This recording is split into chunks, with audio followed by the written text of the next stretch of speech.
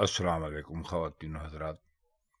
गलत और दुरुस्त अल्फाज की सीरीज़ के सिलसिले की एक और वीडियो लेकर आपकी खिदमत में हाजिर हुए हैं। आज का हमारा पहला लफ्ज़ है इख्तिलात। इसको लोग अख्तलात बोल देते हैं, जो गलत है। इख्तिलात दुरुस्त लफ्ज़ है, यानी आप इसको अलिफ के नीचे ज़ेर डालकर लिखेंगे तो ये इख्तिलात होगा। अगर अलिफ के ऊपर ज़बर डालकर लिखेंगे तो ये अख्तलात हो जाएगा, जो गलत होगा। इख्तिलात का मतलब होता है मेल जोल, एक दूसरे में मिल जाना, एक दूसरे में खो जाना, एक दूसरे के साथ अच्छे ताल्लुकात रखना। दूसरा लफ्ज़ है और दुरुस्त लफ्ज़ है इदारा। इदारा किसी महकमे को कहते हैं या कह सकते हैं। इसको अदारा कहना या लिखना बिल्कुल गलत है।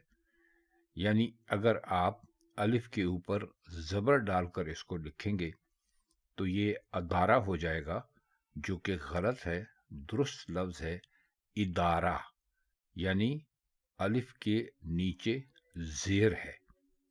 तो इसको लिखते वक्त आप एहतियात कीजिए कि आप अदारा यानी अलिफ के ऊपर ज़बर डालकर इसको ना बोलें या ना लिखें, बल्कि अलिफ के नीचे ज़ेर डालकर इसको इदारा लिखें तो ये दुरुस्त होगा। अगला लफ्ज़ है अहवाल।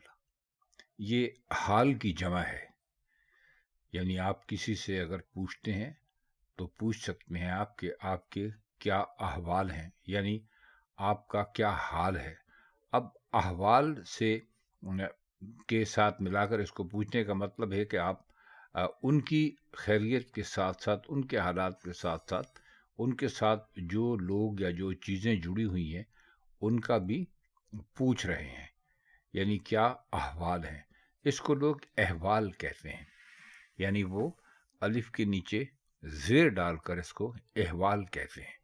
आपके क्या अहवाल हैं, ये गलत है। दुरुस्त लफ्ज़ है अहवाल, यानी आप अलिफ के ऊपर ज़बर डालकर इसको बोलेंगे और अहवाल बोलेंगे तो ये दुरुस्त होगा। अगला लफ्ज़ है इख्फा। इख्फा यानी अलिफ के नीचे ज़ेर डालकर इसको आप लिखेंगे या बोलेंगे तो ये दुरुस्त होगा। इसको लोग अख्फा बोल देते हैं, यानी वो अलिफ के ऊपर ज़बर लगा देते हैं, जिससे ये गलत हो जाता है। इख्फा का मतलब होता है खुफिया रखना, छुपा कर रखना, पोशीदा तौर पर रखना। इसको इख्फा कहते हैं, यानी अलिफ के ऊपर ज़बर लगाकर इसको अगर कहेंगे अख्फा तो ये गलत होगा। इसको हमेशा अलिफ के नीचे ज़ेर लगाकर बोलते और लिखते हैं तो ये इख्फा हो जाता है, और इख्फा दुरुस्त है। इसी तरह एक और लफ्ज़ है इस्तिहकाम। इसका मतलब होता है मजबूती। इसको अस्तहकाम कई लोग बोल जाते हैं, जो कि गलत है।